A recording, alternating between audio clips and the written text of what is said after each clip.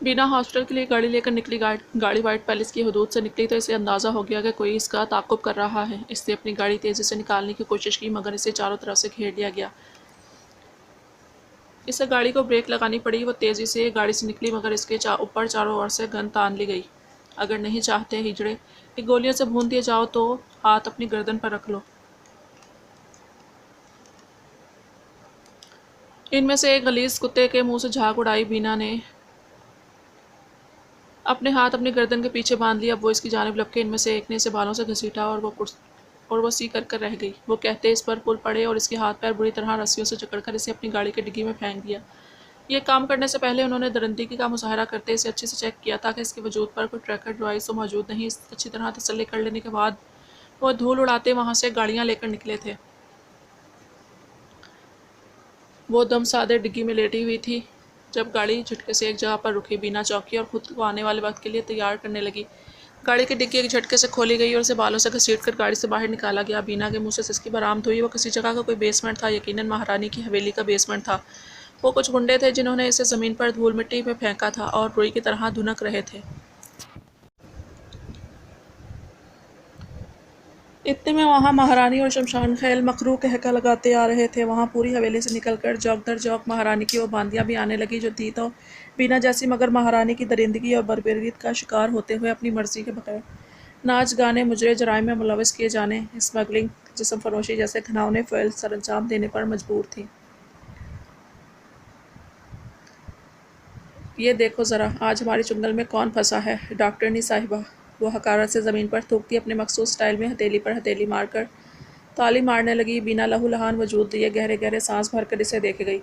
इस माशरे में हमें क्या कहा जाता है? हिजड़ा, मामू, खुसरा, शापर, ठंडा, और हमेशा वही कहा जाएगा। और तू भी वही है, वही गंदी नाली का कीड़ा, बस एक गोश्त की दुकान। कोई नाम, कोई पहचान नहीं मिलेगी हमें। क्यों भूल गई अपनी औकात? आज मैं तुझे तेरी औकात याद दिलाऊंगी। इन सब के सामने सारे गार्ड्स आज तेरे साथ वही करेंगे जो हमारे साथ बचपन से बुढ़ापे तक होता है, और फिर मैं तुझे इन सब के सामने जिंदा जिंदा जलाकर इन सब के लिए इबरत का निशान बनाऊंगी। महारानी ने अपने मुंह से मुगल्लज़ात बके बिना मुस्कुराती ज़मीन से उठकर बैठी थी, और इसके लबों पर ये पुरअसरार मुस्कुराहट महारानी और वहाँ पर मौजूद हर बंदे को बहुत अजीब लगी। बीना ने ज़मीन पर खून थूका और जो रस्सियों में हाथ पैर जकड़े हुए थे एक झटके से इन्हें आज़ाद कर दिया। इन सब की आंखें हैरत से फैल गई। मुँह क्या देख रहे हो?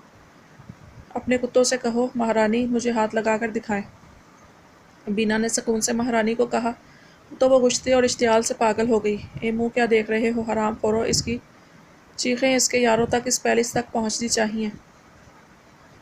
शमशान खैल चिल्लाया। वो जो 8-10 गुंडे थे उन्होंने इसे गोल दायरे की शक्ल में चारों जानिब से घेर लिया और मकरू कह गए लगाने लगे। बीना सुकून से खड़ी रही। वो इससे महारानी की कोई डरपोक और बुज़दिल बांदी समझकर बेवकूफ़ों की तरह इस पर पुल पड़े, मगर बीना ने अपने बालों के लोहे के कैचर में से एक स्कैल्पल निकाला और बिजली की सी तेज़ी से अपनी एड़ियों पर घूमकर अपना दिफा करती इनको गाजर मूली की तरह काट चुकी थी।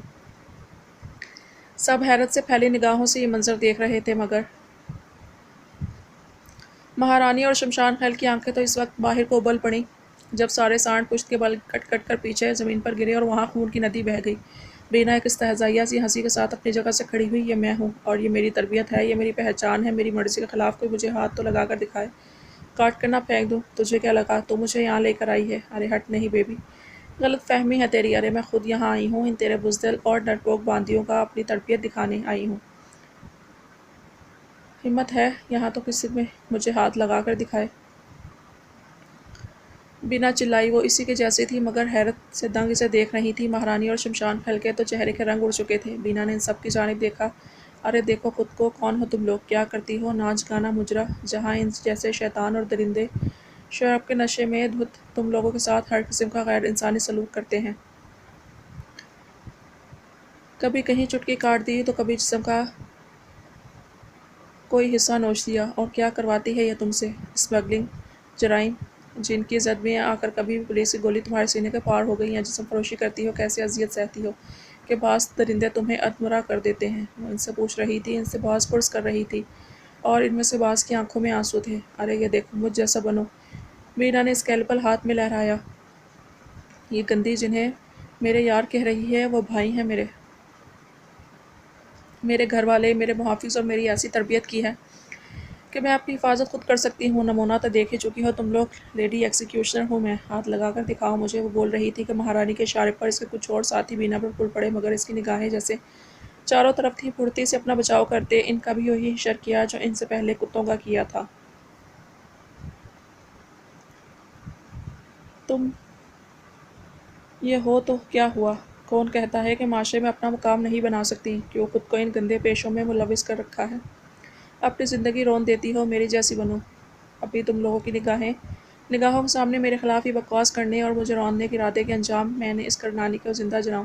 تم میں سے کون کون اس کے ظلم، چربر، بربریت اور درندگی کا شکار ہے؟ کس کو روح تک چھلنی کیا ہے؟ کس کے اپنوں کو اس کی آنکھوں کے سامنے زندہ جلایا ہے یا قتل کیا ہے؟ کس کی چمڑی گرم سلاخوں سے داغی ہے؟ کون کون ظلم کے خلاف میرے ساتھ کھڑا ہے؟ اگر خود کو انسان سمجھتے ہو تو آج پیچھے مت ہٹو، میرا ساتھ دو۔ کون کون اپنے ہاتھوں سے اس مہارانی کا خاتمہ کرنا چاہتا ہے؟ وہ کہہ کر تنزیہ مسکرائی، جبکہ مہارانی کا چہرہ دیکھنے کے قابل تھا۔ اس کا ہوائیاں اڑا چہرہ دیکھ وہاں کافی لوگوں کو سکون مل گیا تھا۔ خان شمشان خیل تو جلادوں کے کوئی پلاننگ کا سن کر ہی وہاں سے آہستگی سے کھسک لیا تھا۔ وہ گیا تو اسے جانے دیا گیا کہ اسے بھی جلد عبرت کا نشان بنا دیا جانے والا تھا۔ کیا بکواس ہے، کچھ نہیں بگاڑ سکتی تو میرا، مہارانی چلائی، مگر وہاں موجود اس کی باندیوں نے جبر کے زنجیریں توڑنے کا فیصلہ کیا۔ تبھی ایک لڑکی نے اسے بالوں سے گھسیٹ کر بینا کے قدموں میں پھینکا تھا۔ مہارانی کا چہرہ خوف سے پھیکا پڑ گیا اور پھر بینا نے دیکھا وہاں موجود تمام لڑکیاں پوری حویلی میں پھیل گئی تھیں۔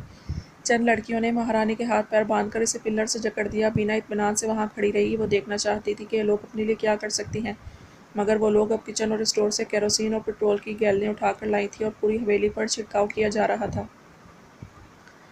وہ لڑکیاں مہارانی کو پیٹرول سے نہلا رہی تھیں۔ یہ کیا تم لوگ پاگل ہو گئی ہو، اپنی اوقات بھول گئی ہو؟ ارے کیڑے مکوڑے ہو تم لوگ، گندے نالی کے کیڑے، میں دیکھ لوں گی تم لوگوں کو۔ وہ موت سامنے دیکھ کر ہذیانی ہو کر چلا رہی تھی۔ لڑکیوں نے یہ کام کر کے ماچس بینا کے ہاتھ میں تھمائی تھی، جیسے کہنا چاہتی ہو یہ نیک کام تم خود اپنے ہاتھوں سے سر انجام دے دو۔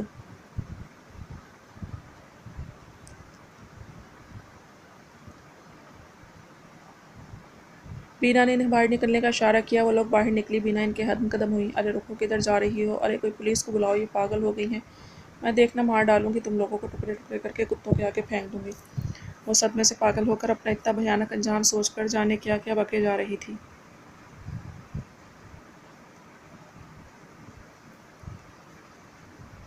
بینا نے ایک آخری نظر پیچھے مڑ کر دیکھا اور نفرت سے اپنا رخ پھیر کر حویلی کو آگ لگا دی۔ وہ ظالم درندہ صفت انسان جس حویلی میں جانے کتنے قتل کر چکی تھی، جانے کتنی روحوں کو چھلنی کیا تھا، کتنے جسم داغے تھے، جو یہاں اس حویلی میں چیخیں سن کر سکون حاصل کرتی تھی، آج وہی اس حویلی کی دہشتناک چیخو پکار سن رہی تھی۔ ظلم و بربریت کا انجام یہی تو ہوتا ہے، چاہے جلد یا بدیر دیکھنے والے کو ملے۔ آج وہ سب جلاد ایک مرتبہ پھر بیسمنٹ میں جمع تھے، سر پر کفن باندھ کر ظلم و بربریت اور برائی کے خلاف ایک اور جنگ لڑنے کے لیے بالکل تیار تھے۔ ساحر ان کی ہمت و جذبے، ان کی نیک نیتی و سچائی دیکھ کر کافی متاثر ہوا تھا، مگر آج وہ خود ان کا ایک خوبصورت حصہ تھا۔ جو وہ پلان بنا رہے تھے، اس کے متعلق ساحر نے ان کو کچھ ایسے پوائنٹ نوٹ کروائے تھے کہ وہ لوگ بھی اس کی ذہانت سے متاثر ہوئے تھے۔ وہ لوگ اکٹھے بیسمنٹ سے نکلے تھے، ہیلی کے ذریعے کوئٹہ پہنچتا تھا، راون کی لنکا کو جلا کر خاکستر کرنے کے لیے۔ وہ سب جلاد کوئٹہ کے مضافات میں اپنے مخصوص ٹھکانے پر موجود تھے۔ احان کو اس کی ڈیوٹی پر بحال کر دیا گیا تھا۔ کیوں اور کیسے، یہ بات ابھی عوام، میڈیا اور دشمن سے خفیہ رکھی گئی تھی۔ احان اپنی فورس کو لے کر اپنی منزل کی جانب گامزن تھا۔ ہر قدم پھونک پھونک پر رکھا جانا تھا کہ وہ لوگ جانتے تھے ان ان پڑھ اور سادہ لو عوام کو درگاہ اور ان کے جھوٹے معجزے سنا سنا کر کس طرح بھٹکایا جا رہا ہے، اور سب سے زیادہ مزاحمت عام عوام کی جانب سے ہی ہو سکتی تھی، تبھی سارا کام خفیہ رکھا گیا تھا۔ احان خیل حویلی اور درگاہ کو چاروں جانب سے گھیر لیا تھا۔ اس کے ڈھیر سارے بندے عام لباس میں بھی چاروں جانب پھیل گئے تھے۔ جب احان نے ریڈ ڈالی تو اس کی لائیو کوریج پورے ملک کے میڈیا پر چل رہی تھی۔ وہ درگاہ میں اندر تک گھستا چلا گیا۔ انفارمیشن کے مطابق وہاں درگاہ میں قبر کے اندر کوئی معجزہ ہستی نہیں، بلکہ وہ تو کوئی قبر ہی نہیں تھی۔ اونچی قبر کے ادبار گیر کتبے کی جانب اگر چادر اٹھائیں تو ایک دروازے کے آثار نظر آتے تھے۔ یہ دروازہ نام نہاد درگاہ کے بیسمنٹ میں جاتا تھا، جہاں دنیا کا ہر غیر قانونی کام ہوتا تھا۔ احان نے اندر داخل ہو کر وہ چادر ہٹائی تھی اور اس دروازے کو کھول کر ماہر ٹیم کے ساتھ بیسمنٹ میں اترا، جہاں توقع کے مطابق بھاری اسلحہ، مختلف قسم کے منشیات کا انبار اور بلیک منی کے انبار لگے ہوئے تھے، اور بھی بہت کچھ برآمد ہوا تھا جو دل دہلا دینے والا تھا۔ فحش مواد کے انبار، ایک کمرے میں نیم برہنہ خواتین اور بہت کچھ ایسا کچھ رونگٹے کھڑے کر دینے والا تھا۔ پولیس نے سب کچھ اپنی تحویل میں لے لیا۔ لیڈیز پولیس نے خواتین کو وہاں سے نکالا، تمام اسلحہ और मंशियात का सामान उन्होंने दरगाह के अहाते में निकाला। लाइव कवरेज जारी थी। बेसमेंट का अहवाल पूरे मुल्क के मीडिया पर नशर हो चुका था। इसके बावजूद तवक्का के मुताबिक कोयटा की आवाम सड़कों पर निकल आई थी और लोगों के एक बहुत बड़े हजूम दरगाह की चारों तरफ इकट्ठी हो गई थी। लोगों को अपनी आंखों से देखकर भी इस नकली दरगाह से अकीदत हो रही थी। हैरत की बात थी, बाहर आवाम पागल होकर बागी हो चुकी थी, मगर आहान को मुतल्लिक परवाह नहीं थी। वो अपना काम किए गया। इधर शमशान हवेली को माहिर खान ने चारों जानिब से घेरा था। हवेली के अंदर से ब्लैक मनी के अंबार, बेसमेंट से असलाह और मंशियात बरामद हुई थी। इधर भी अवाम का सेम रिएक्शन था जैसा कि दरगाह में था, मगर वो लोग जानते थे, अनपढ़ अवाम के दिलों में जद्दी पुश्ती तौर पर इस जगह के बारे में अकीदत डाली गई है। इनकी सादा लोग का दायरा उठाया जाता रहा है, इन्हें पागल और बेवकूफ़ बनाया जाता रहा है। इसके साथ ये भी जानते थे कि इस अवाम में इन लोगों के पालतू कुत्ते ही हैं जो अवाम को ज़्यादा भड़का रहे हैं। अवाम पागल हो चुकी थी जो अपने रास्ते में आने वाली हर चीज़ को नज़र आतिश कर रही थी। पुलिस पर पथराव किया जाने लगा। हालात काबू से बाहर होते चले गए। अपने ठिकाने पर पाशा इब्राहिम और वही सब सूरत हाल लाइव देखकर परेशान होने लगे, मगर ये वक्ती परेशानी थी। इन्हें अल्लाह ताला पर भरोसा था कि वो लोग जो भी कर रहे हैं बिल्कुल ठीक कर रहे हैं, और ये नेक नियति हो तो अल्लाह ताला आसानियाँ पैदा फरमा देता है। पुलिस की मज़ीद नफरी बुला ली गई और आहिस्ता आहिस्ता हालात पर काबू पाया जाने लगा। खैल हवेली और दरगाह को पूरी तरह अपने कब्जे में लेकर नकली दरगाह को सील कर दिया गया। अब ये जगह हुकूमत की मिल्कियत थी, क्योंकि कब्रिस्तान की जगह थी जहाँ पर गैर कानूनी तौर पर कब्जा जमा लिया गया था। हवेली से खान जवार खैल और खान शमशान खैल को हिरासत में ले लिया गया था। हालात पर काबू पाया गया, मगर इस दौरान आहान बहुत बुरी तरह जख्मी हुआ था। भीड़ में मौजूद रहकर बुज़दिलाना कार्रवाई में की गई फायरिंग से इसका बाजू बुरी तरह ज़ख्मी हुआ था। दरगाह की हकीकत और खैल हवेली की असलियत पूरे मुल्क के सामने बेनकाब हो चुकी थी। खान शमशान खैल के खिलाफ तमाम सबूत, गवाह और वीडियोज़ सुप्रीम कोर्ट में बाहिफाजत पहुँचा दी गई थी। जो महारानी खान शमशान खैल ने हशमत राव का खून किया था, इसकी भी फुटेज अदालत तक पहुँचा दी गई थी।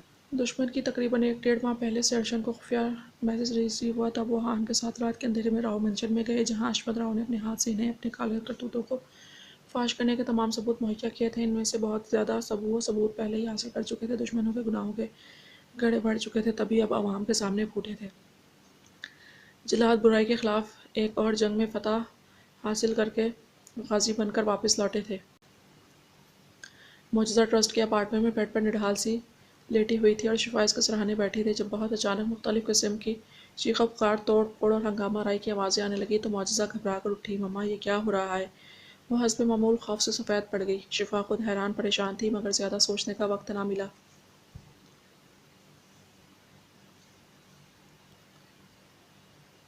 कि अपार्टमेंट के पीछे की तरफ से दरवाजे से रंगीली और डॉक्टर अनम हमायूं चेहरा लिए कमरे में दाखिल हुए थे। आंटी, हॉस्पिटल पर हमला हुआ है, आप दोनों को रंगीली के साथ जाना होगा। अभी फ़ौरन इसी दरवाजे से ही आपको हॉस्पिटल के बेसमेंट में छुपा देगी। दुश्मनों के कुत्ते मौजूदा की बू सूंघते इधर आए हैं।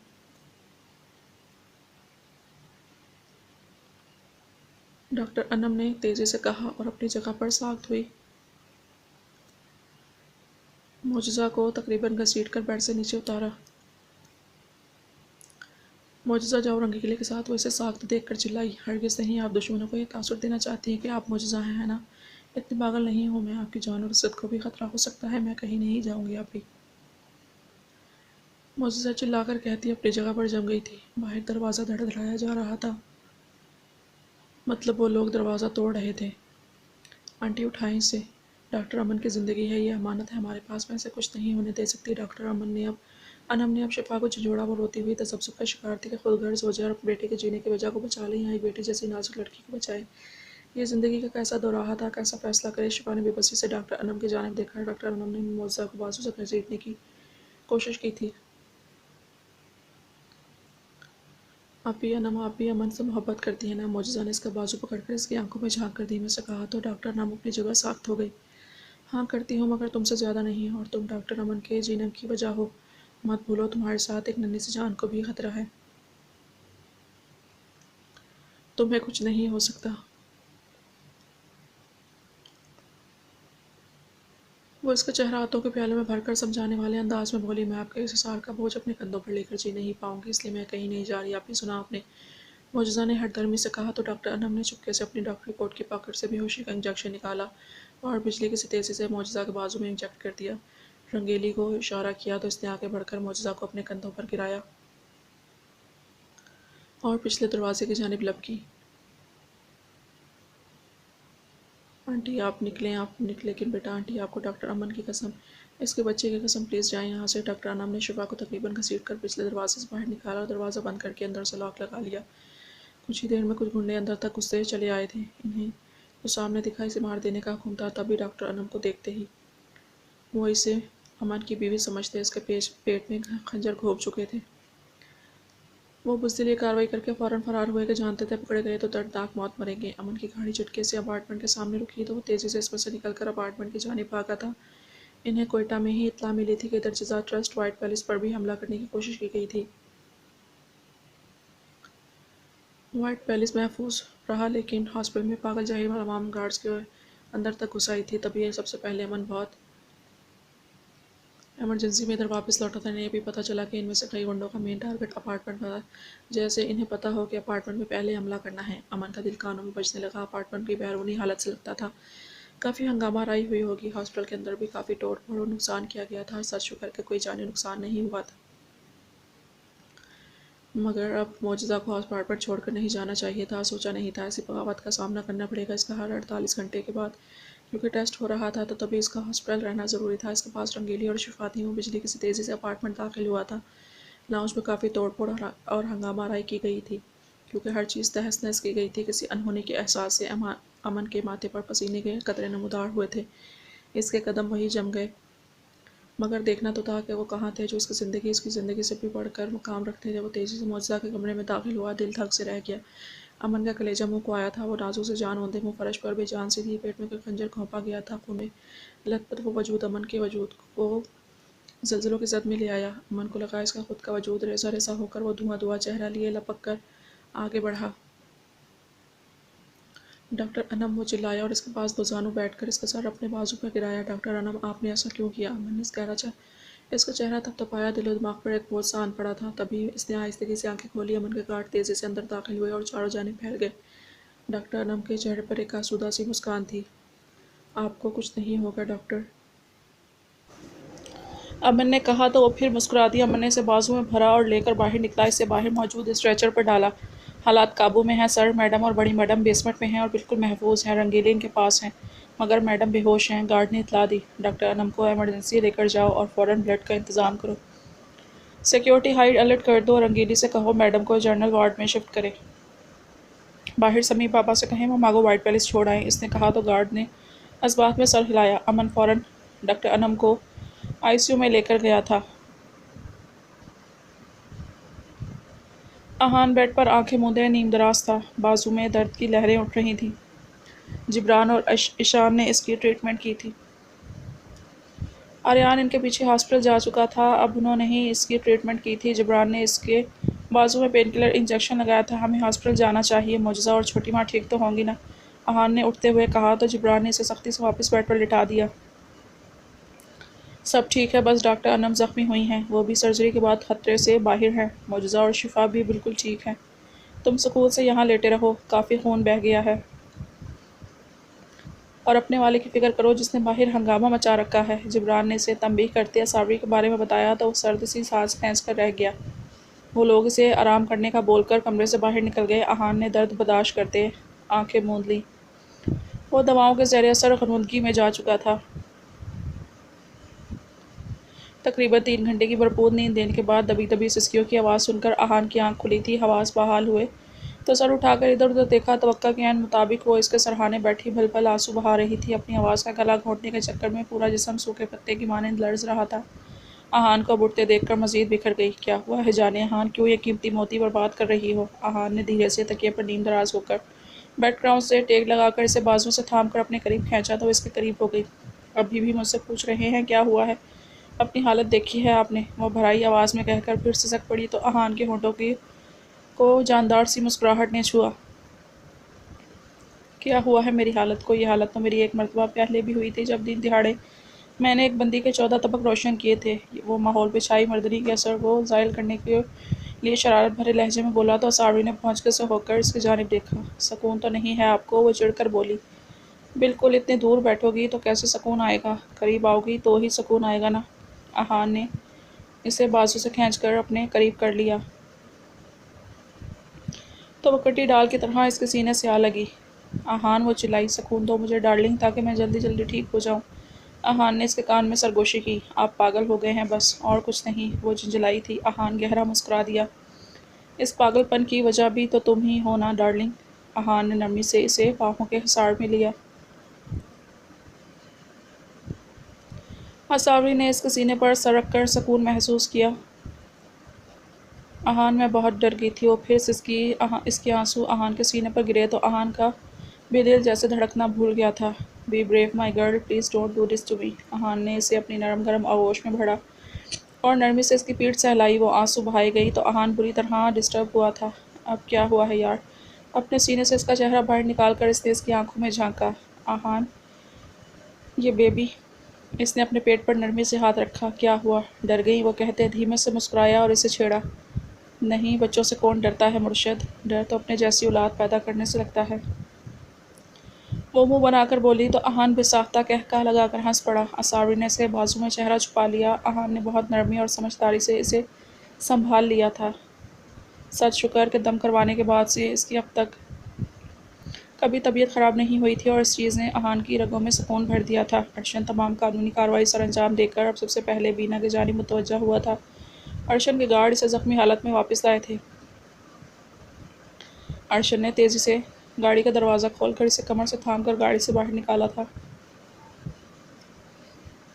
تم ٹھیک تو ہو؟ ارشن نے اس سے پوچھا تو اس نے اس بات میں سر ہلایا۔ حبیب کو بتا کر یہ اسٹیپ لیا تھا نا؟ ارشن نے کسی خدشے کے تحت اس سے پوچھا اور اسے تھام کر اپنی گاڑی میں بٹھایا۔ غیر متوقع طور پر اس نے نفی میں سر ہلایا۔ وٹ؟ ارشن چلایا، مگر وہ غنودگی میں جانے سے پہلے گہرا مسکرائی تھی۔ ارشن اسے ہاسپٹل لایا تھا، اس کی ٹریٹمنٹ کی گئی۔ اب وہ جنرل وارڈ میں بیڈ پر بے ہوش لیٹی تھی۔ جب حبیب افتاء و خیزاں ہاسپٹل پہنچا تھا، سامنے ہی جنرل وارڈ کے دروازے کے باہر بینچ پر ارشن سر جھکائے بیٹھا تھا۔ ارشن، بینا کہاں ہے؟ وہ آؤٹ آف کنٹرول ہو رہا تھا۔ ریلیکس یار، وہ بالکل ٹھیک ہے، کوئی پریشانی کی بات نہیں ہے۔ ارشن نے اسے تسلی دی۔ اسے مجھے بتا کر یہ قدم اٹھانا چاہیے تھا۔ حبیب کا لہجہ افسردہ تھا۔ اگر برا کر کے مرنے کے لیے وہاں جاتی تو کیا تم اسے جانے دیتے؟ ارشن نے کہا تو وہ لاجواب ہو گیا اور بجھے دل کے ساتھ بینچ پر بیٹھ گیا۔ یہ سب ان کی پلاننگ کے تحت ہی تو ممکن ہوا تھا۔ دشمن کا وقت جو قریب آ گیا تھا، تبھی صفحہ ہستی سے دشمن کا نام و نشان مٹ چکا تھا۔ سسٹر نے آ کر بینا کے ہوش میں آنے کی اطلاع دی تھی تو وہ دونوں اندر کی جانب لپکے۔ بینا حبیب کو یہاں دیکھ کر گڑبڑائی تھی، جس کی آنکھوں میں پریشانی، شکوہ اور ناراضگی ہلکولے لے رہی تھی۔ وہ گڑبڑا کر تکیے پر نیم دراز ہوئی۔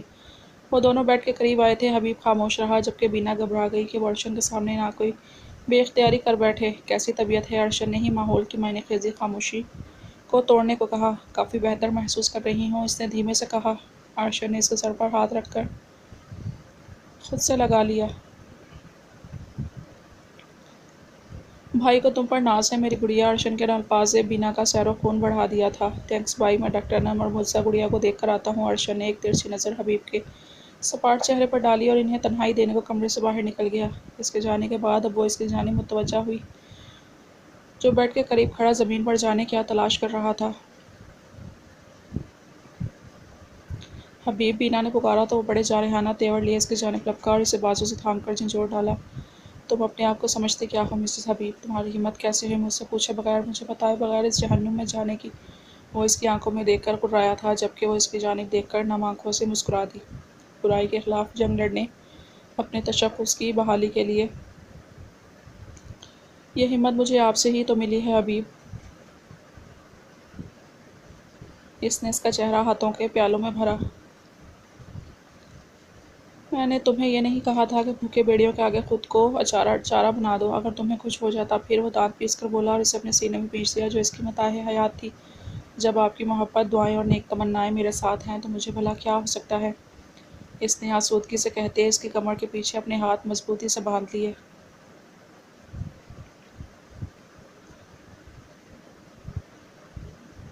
علیزہ کمرے میں داخل ہوئی تو خضر نے گڑبڑا کر اپنی شرٹ کے بٹن بند کیے۔ خضر، علیزہ نے پکارا، کدھر کی تیاری ہے؟ ہاسپٹل جا رہا ہوں، امن کے پاس۔ یہ مجھ سے کیا چھپا رہے ہو؟ علیزہ تیزی سے اس کے سر پر پہنچی تھی۔ کچھ نہیں، معمولی سی چوٹ ہے۔ خضر نے لاپرواہ انداز اختیار کیا۔ مجھے دکھاؤ، علیزہ نے کہا تو وہ اس کی جانب دیکھ کر رہ گیا۔ علیزہ، میں جلدی میں ہوں، لیٹ ہو جاؤں گا، آ کر دکھا دوں گا۔ اس نے اپنا موبائل اور والیٹ اٹھایا تمہاری جلدی کی ایسی کی تیسی۔ وہ دانت پیس کر اس کی جانب لب کی بازو سے دبوچ کر اس کا رخ اپنی جانب کیا اور اس کے شرٹ کے بٹن کھولنے لگی۔ کافی جلدی ہے آپ کو، اس کے کان پر جھک کر معنی خیزی سے بولا اور اس کے ہاتھ اپنے ہاتھوں میں جکڑ لیے۔ شٹ اپ خضر، بات نہیں گھمانے دوں گی میں تمہیں۔ وہ بھی علیزے تھی جو رگ رگ سے واقف ہو چکی تھی۔ اگر آج ابھی آپ نے یہ شرٹ اتار دی تو میں کہیں نہیں جاؤں گا، نہ پھر آپ کہیں جا پائیں گی، نہ کہیں کی رہیں گی، وہ سرسراتے لہجے میں اسے وارن کر گیا۔ علیزے نے اسے بری طرح گھورا۔ وہ ایک آنکھ ونک کر گیا۔ دیکھی جائے گی، وہ بھی لاپرواہی سے بولی اور اس کی شرٹ اتار دی۔ علیزے نے گھوم پھر کر دیکھا تو کندھے پر چاقو کا بہت بڑا کٹ تھا جس پر 3 اسٹچز بھی آئے تھے۔ یہ کیسے ہوا؟ علیزے گھبرائی۔ احان کو جب گولی لگی تھی تو اسے درگاہ سے نکالتے وقت کسی نے چاقو سے حملہ کیا تھا، بچت ہو گئی۔ اس نے نرمی سے کہا، تمہارے ایک دفعہ کے منع کرنے پر میں تمہارے ساتھ نہیں گئی، کم از کم اپنا خیال رکھ لیتے، اور اگر لگ بھی گئی تھی تو بھی مجھ سے چھپا رہے تھے تم۔ وہ دل ملا کر بولی تھی تو اس کی اتنی فکر پر وہ جاں نثار کرنے والے انداز میں اس کی جانب دیکھ گیا، پھر نرمی سے اس کی کمر کے گرد بازو حمائل کر کے اسے سینے سے لگایا۔ مثلِ تعویذ ہوتے ہیں کچھ لوگ، گلے لگتے ہیں تو شفا ملتی ہے۔ خضر نے اس کے کندھے پر اپنا جان لیوا پرحدت لمس چھوڑا۔ خضر، وہ کسمسائی، اب کیا ہے؟ اب اگر روک ہی لیا ہے تو اچھے سے ہر طرف سے جائزہ لیجیے، محسوس کیجیے میں بالکل ٹھیک ہوں۔ خضر نے اسے کان کے قریب سرگوشی کرتے شیشہ چھوڑا تو وہ لال پیلی ہو گئی۔ اچھا جاؤ جہاں جا رہے تھے، ابھی بھی اچھے سے ٹریٹمنٹ کروا لینا۔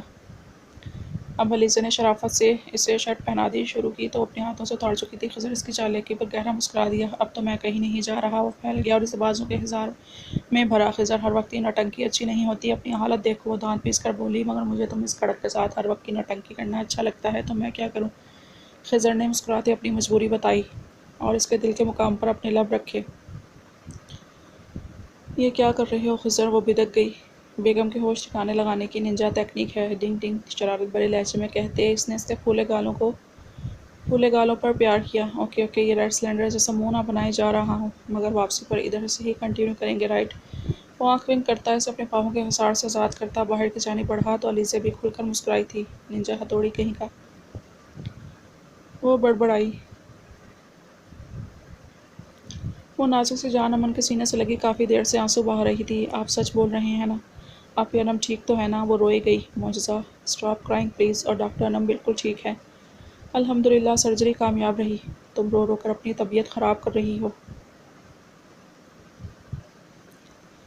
وہ اس کی پیٹھ رب کرتا اسے سمجھائے گیا۔ امن، اس نے پکارا۔ بولو میری جان۔ امن نے اسے مضبوط حصار میں بھایا۔ امن، وہ، یس میں سن رہا ہوں کوکومو۔ امن، وہ ابھی آپ سے۔ اسٹاپ اٹ جزا۔ امن نے سرد سے لہجے میں اس کی بات کاٹی اور اس کی پشت پر اپنے ہاتھ کی انگلیوں کی گرفت اتنی بڑھائی کہ معجزہ سسک کر رہ گئی۔ ان لبوں سے کوئی ایسی گستاخی مت کرنا جزا کہ میں نے انہیں کوئی سزا دے دوں کہ تمہاری سانس تھم جائے۔ امن نے بے تاثر لہجے نے اسے بے جان کیا تھا۔ امن، معجزہ نے اس کے سینے سے چہرہ نکال کر بے یقینی سے بھیگی پلکیں لیے اس کی آنکھوں میں دیکھا جو غصے سے اس کی جانب دیکھ رہا تھا۔ امن، میرے کندھوں پر بوجھ سا آن پڑا ہے۔ چپ، کوئی اور بات کرو جزا، میں اس ٹاپک پر ایک لفظ بھی نہیں سننا چاہتا۔ وہ درشتگی سے بول کر اس کے لبوں پر خاموشی اختیار کرنے کا قفل لگا گیا تو وہ بری طرح کسمسائی۔ امن کی شرٹ پر دباؤ سے وہ نرمی سے پیچھے ہٹا تو وہ گہرے گہرے سانس بھرتی پھر سے اس کے سینے آن لگی۔ امن، اس نے پھر التجائیہ پکارا تو امن نے اس کی پشت پر اپنی انگلیاں گاڑ کر اسے خاموش رہنے کی تنبیہ کی۔ مسئلہ یہ ہے، روح ہمارے علاوہ اس دنیا میں نہ کچھ دکھائی دیتا ہے نہ سنائی دیتا ہے، تم سمجھ رہی ہو نا میری بات؟ امن کے سرد لہجے اور اس شدت سے وہ کراہ کر رہ گئی جس نے اس کی نرمی کا ناجائز فائدہ اٹھاتے شاید اس کے جنون کا ہوا دی تھی۔ امن، وہ تڑپ کر رہ گئی۔ لیٹ جاؤ، ابھی بلڈ ٹیسٹ دوبارہ ہونے والا ہے۔ امن نے اسے نرمی سے بیڈ پر لٹا دیا اور خود جان بوجھ کر اس کی فائل کی جانب متوجہ ہو گیا کہ وہ اس وقت کوئی بھی بحث نہیں چاہتا تھا۔ ایک ماہ بعد وہ جو فوزیہ بیگم کی گود میں سر رکھ کر لیٹا تھا اپنی کارستانی پر گہرا مسکرایا۔ پھر کوئی کارنامہ کیا ہے؟ فوزیہ بیگم نے اس کے سر پر چپت رسید کی۔ آپ کی بہو کو لینے جا رہا ہوں، اس کی دادی سے اس کے ہوش ٹھکانے لگوائے ہیں، وہ شرارت بھرے لہجے میں کہتا اپنے گھنے بالوں میں ہاتھ پھیرتا اٹھا۔ دیکھو کہیں میری بہو تمہارے ہوش ٹھکانے نہ لگا دے۔ فوزیہ بیگم کے لہجے میں ایک تفاخر سا تھا۔ ہاں دیکھی جائے گی، وہ کہتا باہر نکلا۔ اتنے ڈھیر سارے دنوں کی دوری کے بعد خیال کہ اس کے حل ہونے کے بعد اب جب سب کچھ اپنی جگہ پر واپس آ چکا تھا، سب ٹھیک ہو رہا تھا، تو ایک سیکنڈ بھی اس سے دور رہنے کا روادار نہیں تھا۔ انصار ہاؤس سے پیلس کے لیے نکلا تھا۔